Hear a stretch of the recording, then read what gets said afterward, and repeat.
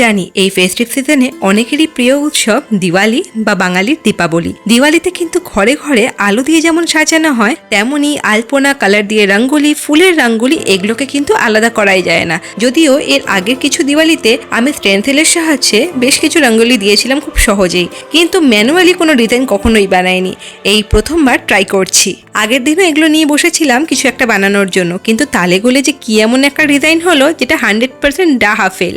কি করতে চাইলাম আর কি হলো শেষে নিজেই বুঝে উঠতে পারলাম না। আজ আবার একটা অন্য ডিজাইন সেকেন্ড বার ট্রাই করতে বসলাম। তোমরা দেখলেই যে ফার্স্টে একটা কিন্তু রঙ্গোলি টুল দিয়ে আমি এটা শুরু করেছিলাম, কিন্তু সেটা পারলাম না। শেষমেশ হাত দিয়ে যেমনটা পেরেছি তেমনটা চেষ্টা করছি। এই ডিজাইনটা রেখেছি সানফ্লাওয়ারের ওপরে, আর শেষের দিকে স্টেনসিল দিয়ে আমি নিচের দিকে দুটো ময়ূর বানিয়েছি। দিওয়ালি উপলক্ষে বানানো এই সানফ্লাওয়ার রঙ্গোলিটা তোমাদের কেমন লাগলো সেটা আমাকে কমেন্ট করে জানিও। যদি ভালো লেগে থাকে তাহলে আবারও রঙ্গোলির অন্য কোনো ডিজাইন ট্রাই করব।